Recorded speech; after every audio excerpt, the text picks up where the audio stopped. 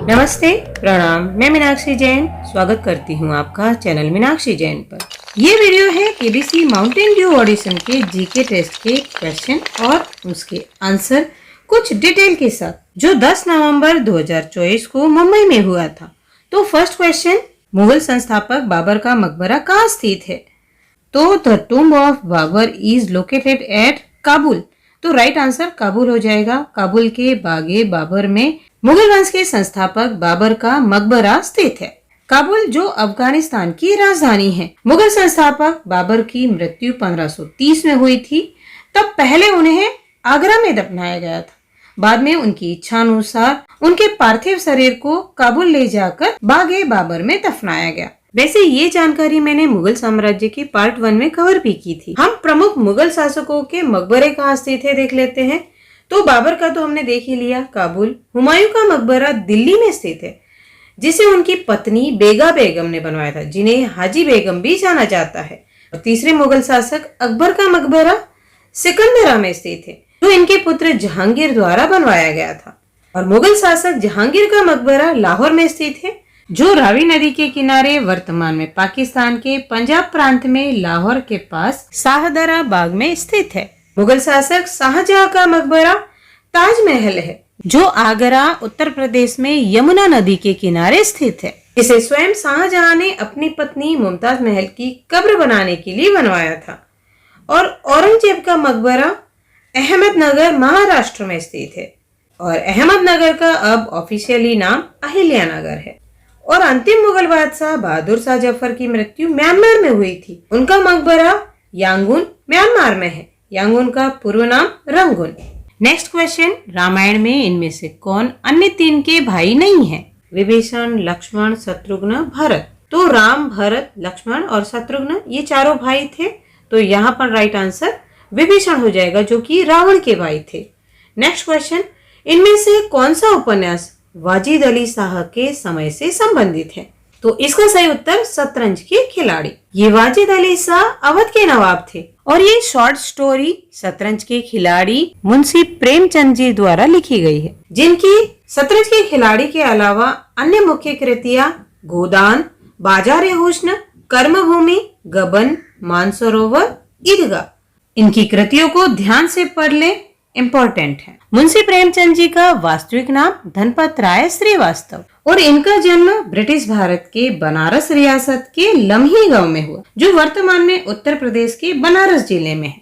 और इनसे रिलेटेड और एक इम्पोर्टेंट जानकारी, असहयोग आंदोलन के दौरान महात्मा गांधी जी के आह्वान पर मुंशी प्रेमचंद जी ने गोरखपुर के सरकारी विद्यालय में अध्यापक की नौकरी से त्याग पत्र दे दिया था।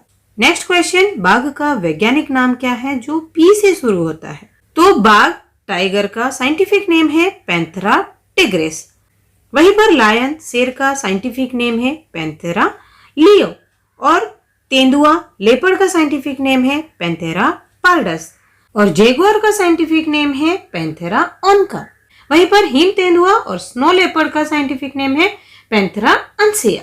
अगला प्रश्न, नासा का यूरोपा क्लिपर अंतरिक्ष यान किस ग्रह के चंद्रमा पर जीवन के संकेतों की खोज कर रहा है? तो यूरोपा जो एक बर्फीला चंद्रमा है, बृहस्पति के 4 बड़े उपग्रहों में से एक है। तो इस तरह सही उत्तर है बृहस्पति, जुपिटर। और जुपिटर के 4 लार्जेस्ट मून्स की जानकारी भी मैं कई बार अपने ऑडिशन क्विजेस के वीडियो में ही कवर कर चुकी हूँ। आप स्क्रीन पर पहले के वीडियोस का स्लाइड भी देख सकते हैं। ये जानकारी हो तो इस उत्तर तक आराम से कोई भी पहुंच सकता है।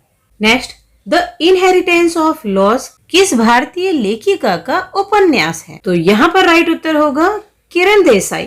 तो ये इंडियन ऑथर किरण देसाई का सेकंड नॉवेल है, जिसके लिए उन्हें 2006 में बुकर प्राइज भी मिला था। और उनका पहला novel hullabaloo in the guava orchard, जिसका हिंदी में अर्थ होगा अमृत के बाग में हुल्लड़।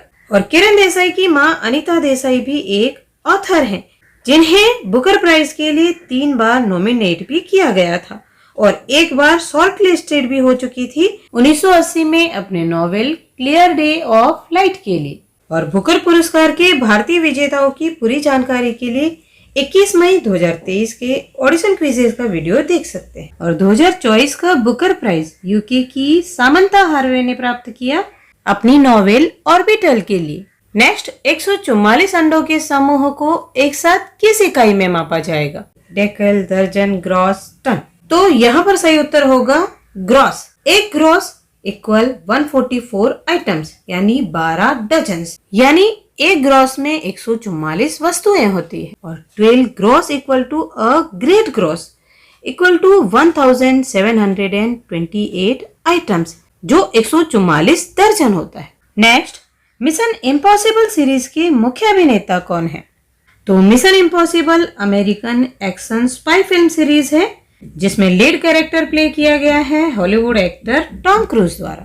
तो राइट आंसर टॉम क्रूज, जो मिशन इम्पॉसिबल सीरीज में एक जासूस एथन हंट का किरदार निभाते हैं, जो एक काल्पनिक चरित्र फिक्शनल कैरेक्टर है। नेक्स्ट क्वेश्चन, ब्रजेश मिश्र इनमें से किस संगठन के पहले प्रमुख थे? तो 1998 में ब्रजेश चंद्र मिश्र भारत के राष्ट्रीय सुरक्षा सलाहकार बनने वाले प्रथम व्यक्ति थे। तो राइट उत्तर राष्ट्रीय सुरक्षा सलाहकार।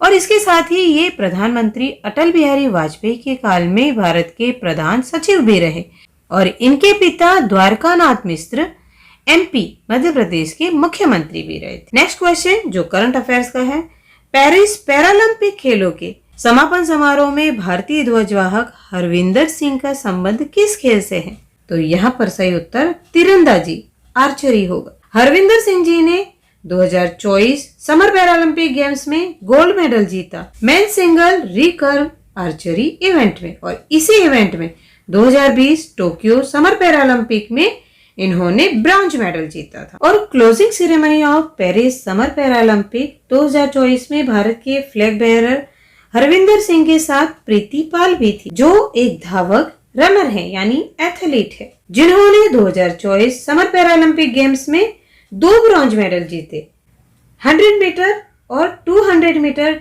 T35 दोनों इवेंट में।